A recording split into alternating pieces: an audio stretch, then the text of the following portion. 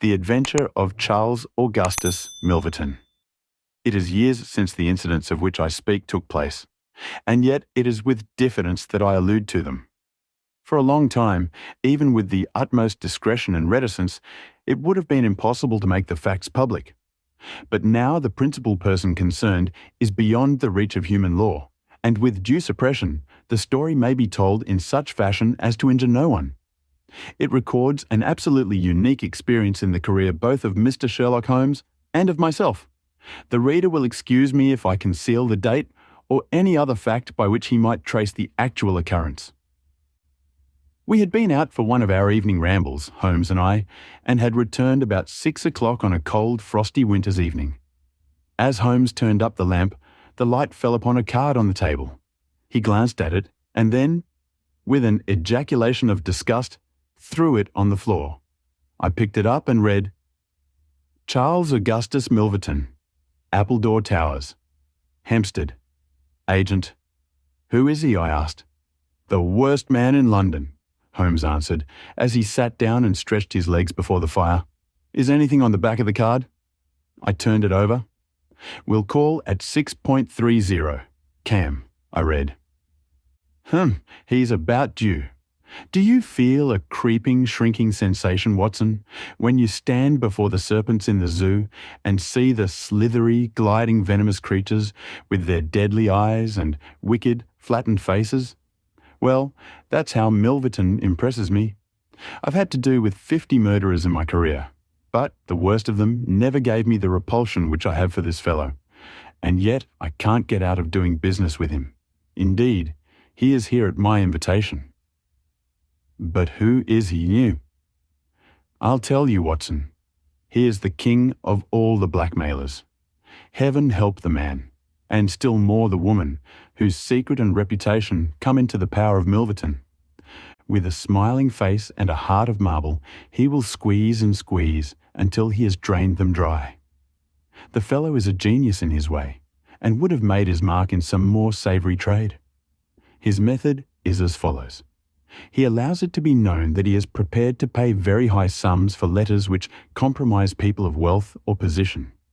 He receives these wares not only from treacherous valets or maids, but frequently from genteel ruffians who have gained the confidence and affection of trusting women. He deals with no niggard hand. I happen to know that he paid £700 to a footman for a note 2 lines in length, and that the ruin of a noble family was the result.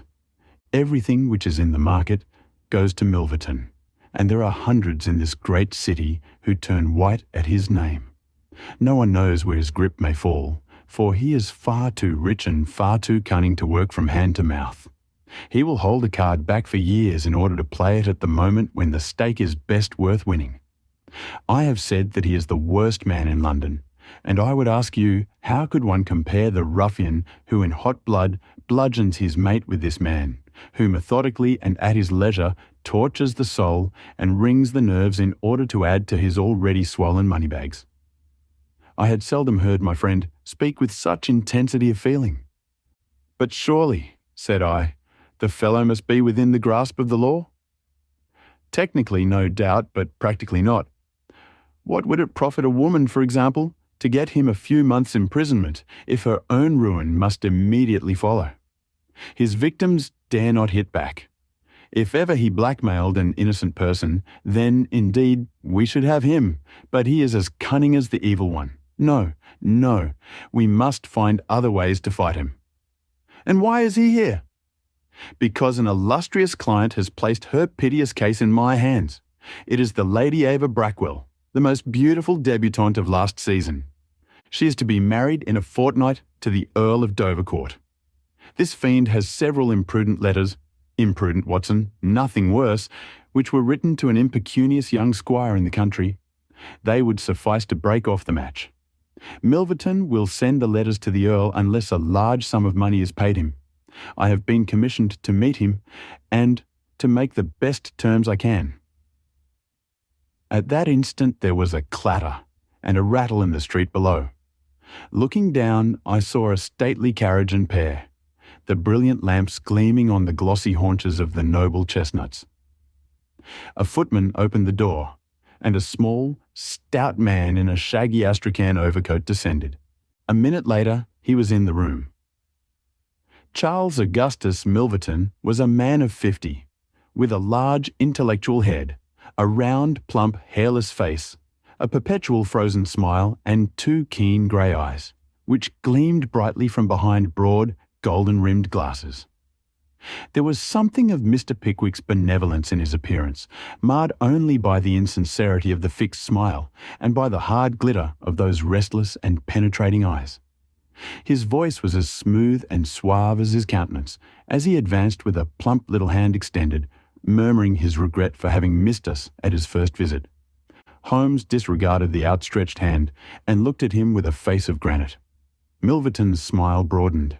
He shrugged his shoulders, removed his overcoat, folded it with great deliberation over the back of a chair, and then took a seat. "This gentleman," said he, with a wave in my direction. "Is it discreet? Is it right?" "Dr. Watson is my friend and partner." "Very good, Mr. Holmes. It is only in your client's interests that I protested. The matter is so very delicate." "Dr. Watson has already heard of it." "Then we can proceed to business. You say that you are acting for Lady Eva. Has she empowered you to accept my terms?" "What are your terms?" £7,000. "And the alternative?" "My dear sir, it is painful for me to discuss it. But if the money is not paid on the 14th, there certainly will be no marriage on the 18th. His insufferable smile was more complacent than ever. Holmes thought for a little. "You appear to me," he said at last, "to be taking matters too much for granted. I am, of course, familiar with the contents of these letters. My client will certainly do what I may advise. I shall counsel her to tell her future husband the whole story and to trust to his generosity." Milverton chuckled. "You evidently do not know the Earl," said he. From the baffled look upon Holmes's face, I could see clearly that he did. "What harm is there in the letters?" he asked. "They are sprightly, very sprightly," Milverton answered. "The lady was a charming correspondent, but I can assure you that the Earl of Dovercourt would fail to appreciate them. However, since you think otherwise, we will let it rest at that. It is purely a matter of business.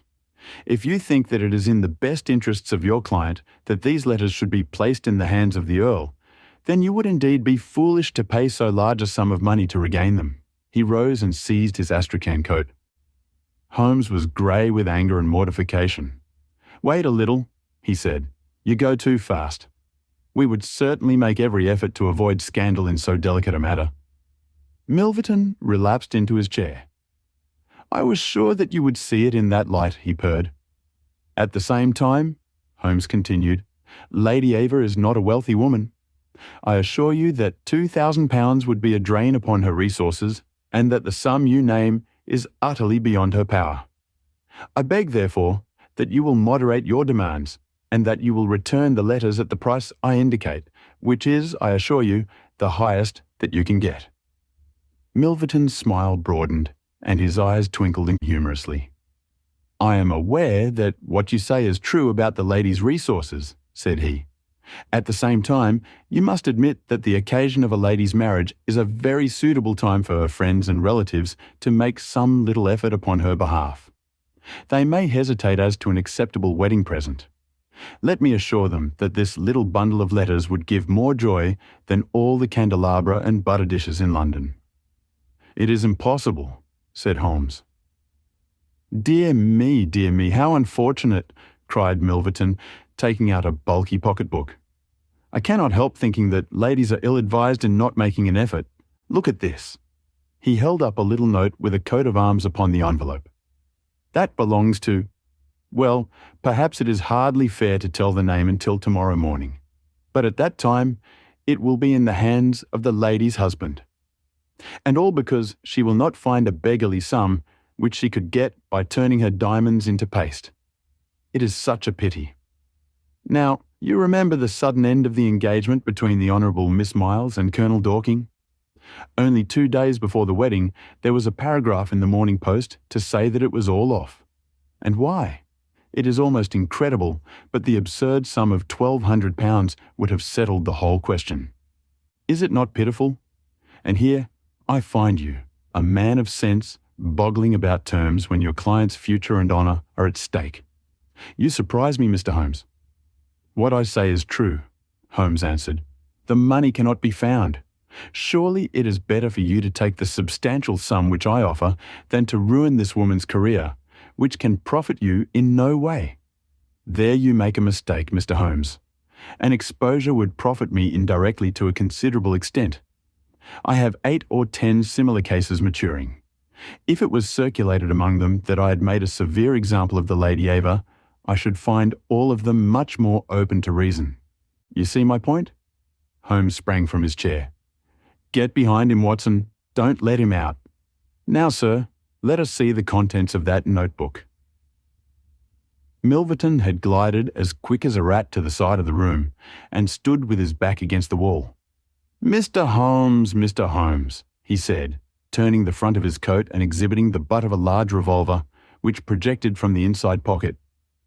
I have been expecting you to do something original. This has been done so often, and what good has ever come from it? I assure you that I am armed to the teeth, and I am perfectly prepared to use my weapons, knowing that the law will support me.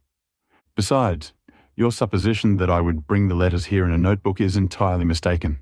I would do nothing so foolish.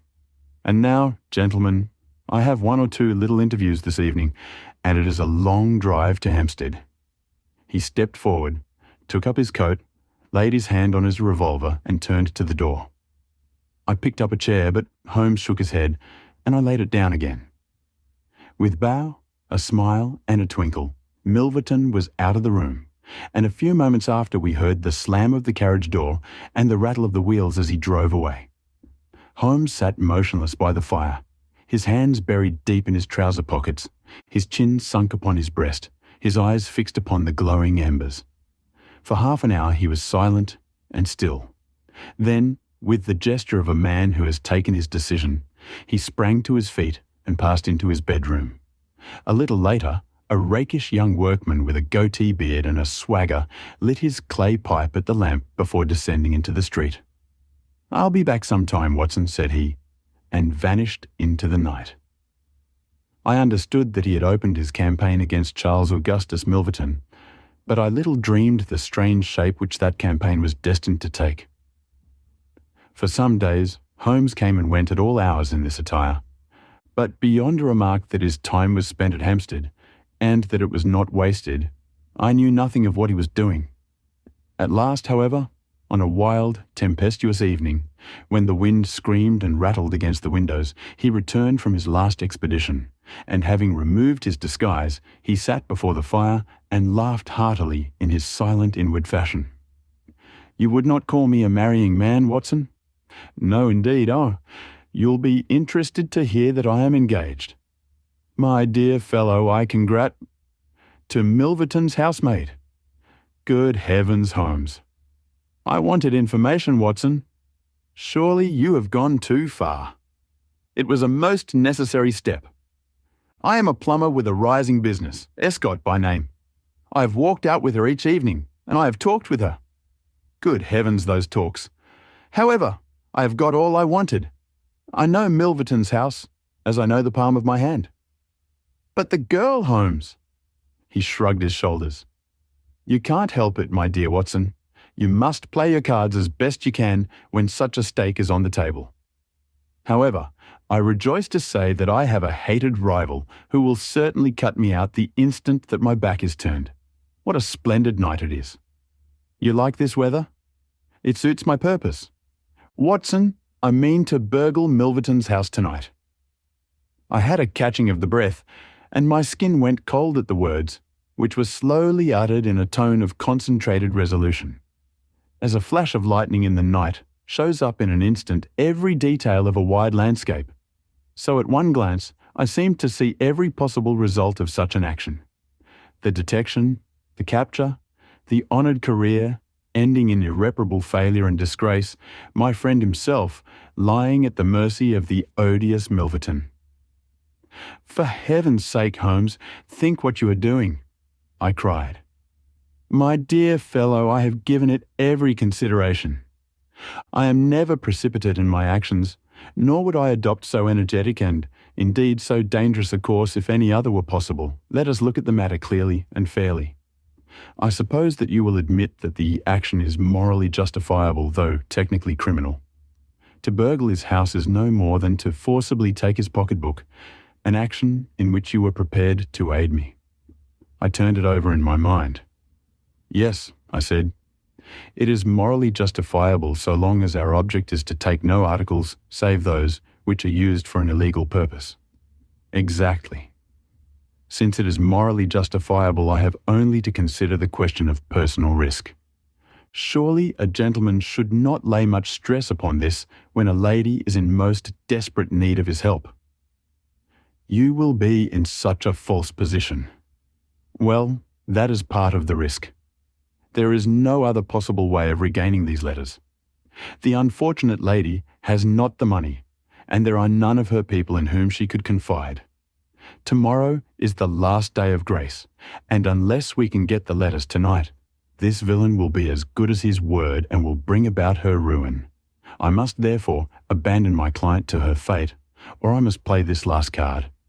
Between ourselves, Watson, it's a sporting duel between this fellow Milverton and me. He had, as you saw, the best of the first exchanges, but my self-respect and my reputation are concerned to fight it to a finish. Well, I don't like it, but I suppose it must be, said I. When do we start? You are not coming. Then you are not going, said I. I give you my word of honour, and I never broke it in my life, that I will take a cab straight to the police station and give you away unless you let me share this adventure with you. You can't help me. How do you know that? You can't tell what may happen. Anyway, my resolution is taken. Other people beside you have self-respect and even reputations. Holmes had looked annoyed, but his brow cleared, and he clapped me on the shoulder. Well, well, my dear fellow, be it so. We have shared the same room for some years, and it would be amusing if we ended by sharing the same cell. You know, Watson, I don't mind confessing to you that I have always had an idea that I would have made a highly efficient criminal. This is the chance of my lifetime in that direction. See here. He took a neat little leather case out of a drawer, and opening it, he exhibited a number of shining instruments. This is a first-class, up-to-date burgling kit, with nickel-plated jemmy, diamond-tipped glass cutter, adaptable keys, and every modern improvement which the march of civilization demands. Here too is my dark lantern. Everything is in order. Have you a pair of silent shoes? I have rubber-soled tennis shoes. Excellent. And a mask. I can make a couple out of black silk. I can see that you have a strong natural turn for this sort of thing. Very good. Do you make the masks? We shall have some cold supper before we start. It is now 9:30. At 11 we shall drive as far as Church Row. It is a quarter of an hour's walk from there to Appledore Towers. We shall be at work before midnight. Milverton is a heavy sleeper and retires punctually at 10:30. With any luck we should be back here by 2, with the Lady Eva's letters in my pocket. Holmes and I put on our dress clothes so that we might appear to be 2 theatre-goers homeward bound. In Oxford Street we picked up a hansom and drove to an address in Hampstead. Here we paid off our cab, and with our greatcoats buttoned up, for it was bitterly cold and the wind seemed to blow through us, we walked along the edge of the heath. It's a business that needs delicate treatment, said Holmes. These documents are contained in a safe in the fellow's study, and the study is the ante-room of his bedchamber. On the other hand, like all these stout little men who do themselves well, he is a plethoric sleeper. Agatha, that's my fiancée, says it is a joke in the servants' hall that it's impossible to wake the master. He has a secretary who is devoted to his interests and never budges from the study all day. That's why we are going at night. Then he has a beast of a dog which roams the garden. I met Agatha late the last 2 evenings, and she locks the brute up so as to give me a clear run. This is the house, this big one, in its own grounds. Through the gate, now to the right among the laurels. We might put on our masks here, I think. You see, there is not a glimmer of light in any of the windows. and everything is working splendidly. With our black silk face coverings, which turned us into two of the most truculent figures in London, we stole up to the silent, gloomy house. A sort of tiled veranda extended along one side of it, lined by several windows and two doors. "That's his bedroom," Holmes whispered. "This door opens straight into the study. It would suit us best, but it is bolted as well as locked, and we should make too much noise getting in. Come round here. There's a greenhouse which opens into the drawing room." The place was locked, but Holmes removed a circle of glass and turned the key from the inside. An instant afterwards he had closed the door behind us, and we had become felons in the eyes of the law. The thick, warm air of the conservatory and the rich, choking fragrance of exotic plants took us by the throat. He seized my hand in the darkness and led me swiftly past banks of shrubs which brushed against our faces. Holmes had remarkable powers, carefully cultivated, of seeing in the dark. Still holding my hand in one of his, he opened a door, and I was vaguely conscious that we had entered a large room in which a cigar had been smoked not long before. He felt his way among the furniture, opened another door, and closed it behind us. Putting out my hand, I felt several coats hanging from the wall, and I understood that I was in a passage. We passed along it, and Holmes very gently opened a door upon the right-hand side. Something rushed out at us, and my heart sprang into my mouth, but I could have laughed when I realized that it was the cat. A fire was burning in this new room, and again the air was heavy with tobacco smoke. Holmes entered on tiptoe, waited for me to follow, and then very gently closed the door. We were in Milverton's study, and a portiere at the farther side showed the entrance to his bedroom. It was a good fire, and the room was illuminated by it. Near the door, I saw the gleam of an electric switch, but it was unnecessary, even if it had been safe, to turn it on. At one side of the fireplace was a heavy curtain, which covered the bay window we had seen from outside. On the other side was the door which communicated with the veranda. A desk stood in the centre, with a turning chair of shining red leather. Opposite was a large bookcase, with a marble bust of Athene on the top.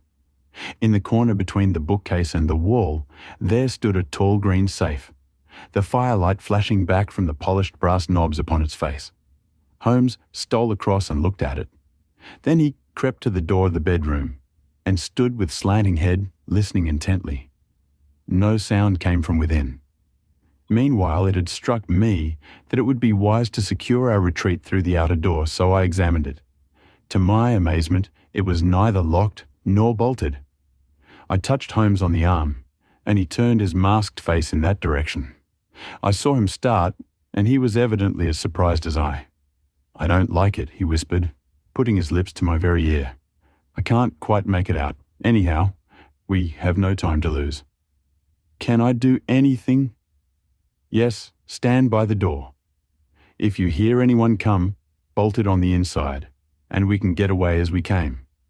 If they come the other way, we can get through the door if our job is done, or hide behind these window curtains if it is not. Do you understand?" I nodded and stood by the door. My first feeling of fear had passed away, and I thrilled now with a keener zest than I had ever enjoyed when we were the defenders of the law instead of its defiers. The high object of our mission, the consciousness that it was unselfish and chivalrous, the villainous character of our opponent, all added to the sporting interest of the adventure. Far from feeling guilty, I rejoiced and exulted in our dangers. With a glow of admiration, I watched Holmes unrolling his case of instruments and choosing his tool with the calm, scientific accuracy of a surgeon who performs a delicate operation. I knew that the opening of safes was a particular hobby with him, and I understood the joy which it gave him to be confronted with this green and gold monster, the dragon which held in its maw the reputations of many fair ladies. Turning up the cuffs of his dress coat, he had placed his overcoat on a chair. Holmes laid out 2 drills, a jemmy, and several skeleton keys. I stood at the centre door with my eyes glancing at each of the others, ready for any emergency. Though, indeed, my plans were somewhat vague as to what I should do if we were interrupted. For half an hour Holmes worked with concentrated energy, laying down one tool, picking up another, handling each with the strength and delicacy of the trained mechanic. Finally, I heard a click. The broad green door swung open, and inside I had a glimpse of a number of paper packets, each tied, sealed, and inscribed. Holmes picked one out, but it was hard to read by the flickering fire, and he drew out his little dark lantern, for it was too dangerous, with Milverton in the next room, to switch on the electric light. Suddenly I saw him halt, listen intently, and then in an instant he had swung the door of the safe to, picked up his coat, stuffed his tools into the pockets, and darted behind the window curtain, motioning me to do the same. It was only when I had joined him there that I heard what had alarmed his quicker senses. There was a noise somewhere within the house. A door slammed in the distance. Then a confused, dull murmur broke itself into the measured thud of heavy footsteps rapidly approaching.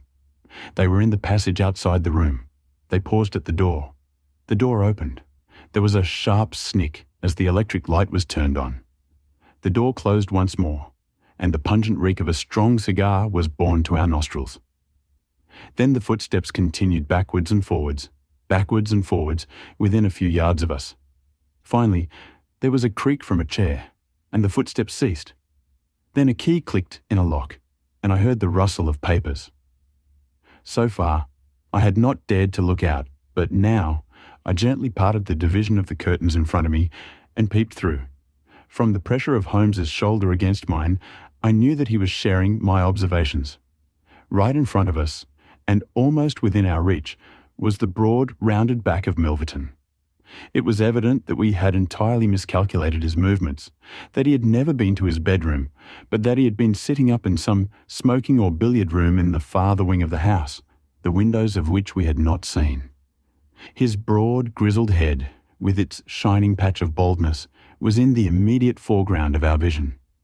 He was leaning far back in the red leather chair, his legs outstretched, a long black cigar projecting at an angle from his mouth. He wore a semi-military smoking jacket, claret-coloured, with a black velvet collar. In his hand he held a long legal document, which he was reading in an indolent fashion, blowing rings of tobacco smoke from his lips as he did so. There was no promise of a speedy departure in his composed bearing and his comfortable attitude. I felt Holmes's hand steal into mine and give me a reassuring shake, as if to say that the situation was within his powers, and that he was easy in his mind. I was not sure whether he had seen what was only too obvious from my position, that the door of the safe was imperfectly closed, and that Milverton might at any moment observe it. In my own mind, I had determined that if I was sure, from the rigidity of his gaze, that it had caught his eye, I would at once spring out, throw my greatcoat over his head, pinion him, and leave the rest to Holmes. But Milverton never looked up. He was languidly interested by the papers in his hand, and page after page was turned as he followed the argument of the lawyer. At least, I thought, when he has finished the document and the cigar he will go to his room. But before he had reached the end of either, there came a remarkable development which turned our thoughts into quite another channel. Several times I had observed that Milverton looked at his watch, and once he had risen and sat down again with a gesture of impatience. The idea, however, that he might have an appointment at so strange an hour never occurred to me until a faint sound reached my ears from the veranda outside. Milverton dropped his papers and sat rigid in his chair. The sound was repeated, and then there came a gentle tap at the door. Milverton rose and opened it. "Well," said he, curtly, "you are nearly half an hour late." So this was the explanation of the unlocked door, and of the nocturnal vigil of Milverton. There was the gentle rustle of a woman's dress.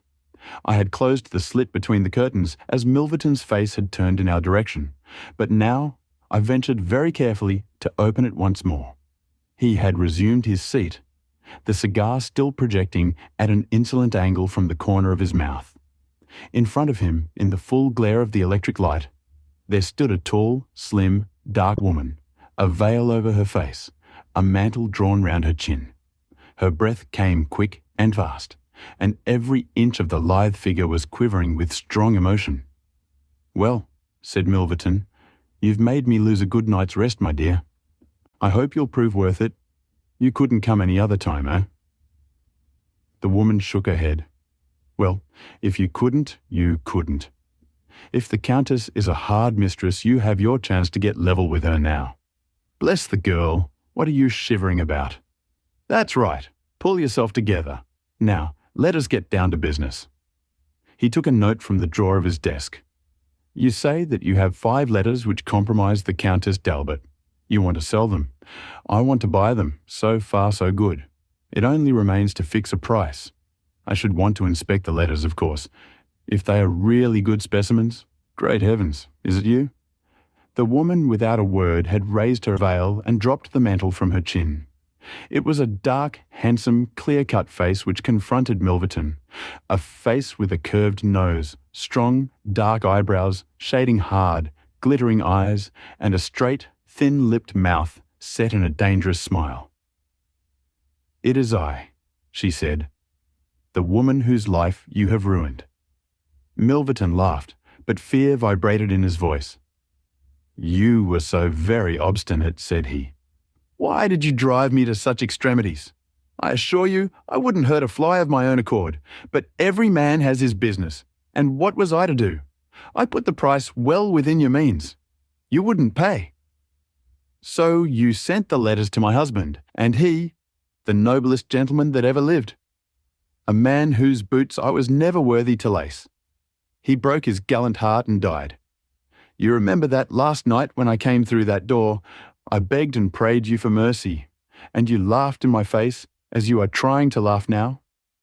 Only your coward heart cannot keep your lips from twitching. Yes, you never thought to see me here again, but it was that night which taught me how I could meet you face to face and alone. Well, Charles Milverton, what have you to say? Don't imagine that you can bully me, said he, rising to his feet. I have only to raise my voice, and I could call my servants and have you arrested, but I will make allowance for your natural anger. Leave the room at once as you came, and I will say no more. The woman stood with her hand buried in her bosom, and the same deadly smile on her thin lips. You will ruin no more lives as you ruined mine. You will wring no more hearts as you wrung mine. I will free the world of a poisonous thing. Take that, you hound, and that, and that, and that. She had drawn a little gleaming revolver and emptied barrel after barrel into Milverton's body, the muzzle within 2 feet of his shirt front. He shrank away and then fell forward upon the table, coughing furiously and clawing among the papers. Then he staggered to his feet, received another shot, and rolled upon the floor. You've done me, he cried, and lay still. The woman looked at him intently and ground her heel into his upturned face. She looked again, but there was no sound or movement. I heard a sharp rustle, the night air blew into the heated room, and the avenger was gone. No interference upon our part could have saved the man from his fate, but as the woman poured bullet after bullet into Milverton's shrinking body, I was about to spring out when I felt Holmes's cold, strong grasp upon my wrist. I understood the whole argument of that firm, restraining grip, that it was no affair of ours, that justice had overtaken a villain, that we had our own duties and our own objects which were not to be lost sight of. But hardly had the woman rushed from the room when Holmes, with swift, silent steps, was over at the other door. He turned the key in the lock. At the same instant we heard voices in the house and the sound of hurrying feet. The revolver shots had roused the household. With perfect coolness, Holmes slipped across to the safe, filled his 2 arms with bundles of letters, and poured them all into the fire. Again and again he did it until the safe was empty. Someone turned the handle and beat upon the outside of the door. Holmes looked swiftly round. The letter which had been the messenger of death for Milverton lay, all mottled with his blood, upon the table. Holmes tossed it in among the blazing papers. Then he drew the key from the outer door, passed through after me, and locked it on the outside. "This way, Watson," said he. "We can scale the garden wall in this direction." I could not have believed that an alarm could have spread so swiftly. Looking back, the huge house was one blaze of light. The front door was open, and figures were rushing down the drive. The whole garden was alive with people, and one fellow raised a view halloa as we emerged from the veranda and followed hard at our heels.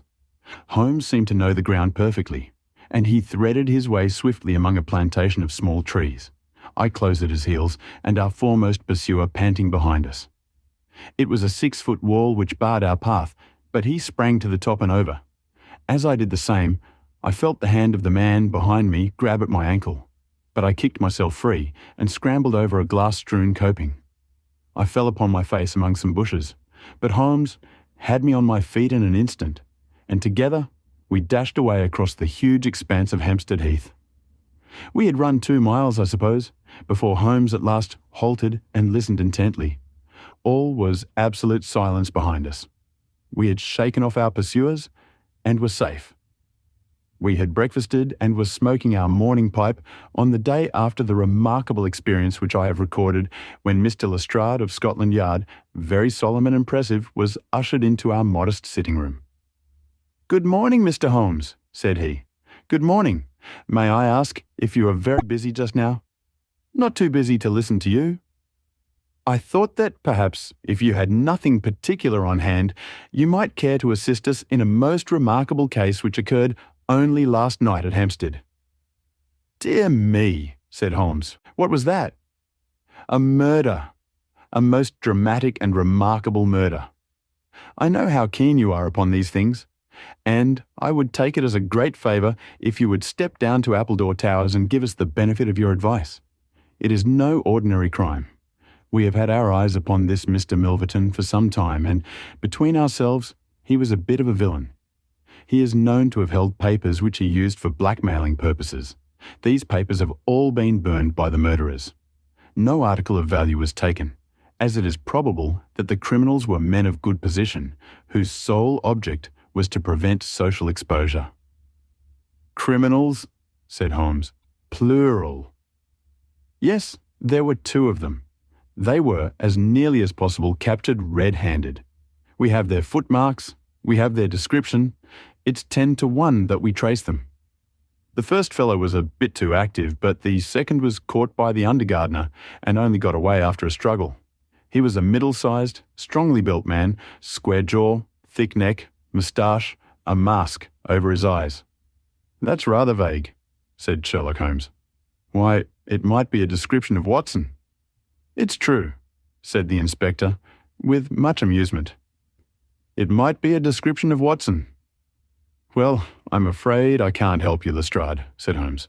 "The fact is that I knew this fellow Milverton, that I considered him one of the most dangerous men in London, and that I think there are certain crimes which the law cannot touch, and which therefore to some extent justify private revenge. No, it's no use arguing. I have made up my mind. My sympathies are with the criminals rather than with the victim, and I will not handle this case." Holmes had not said one word to me about the tragedy which we had witnessed, but I observed all the morning that he was in his most thoughtful mood, and he gave me the impression, from his vacant eyes and his abstracted manner, of a man who was striving to recall something to his memory. We were in the middle of our lunch when he suddenly sprang to his feet. "By Jove, Watson, I've got it," he cried. "Take your hat. Come with me." He hurried at his top speed down Baker Street and along Oxford Street, until we had almost reached Regent Circus. Here on the left hand there stands a shop window filled with photographs of the celebrities and beauties of the day. Holmes's eyes fixed themselves upon one of them, and following his gaze, I saw the picture of a regal and stately lady in court dress, with a high diamond tiara upon her noble head. I looked at that delicately curved nose, at the marked eyebrows, at the straight mouth, and the strong little chin beneath it. Then I caught my breath as I read the time-honoured title of the great nobleman and statesman whose wife she had been. My eyes met those of Holmes, and he put his finger to his lips as we turned away from the window.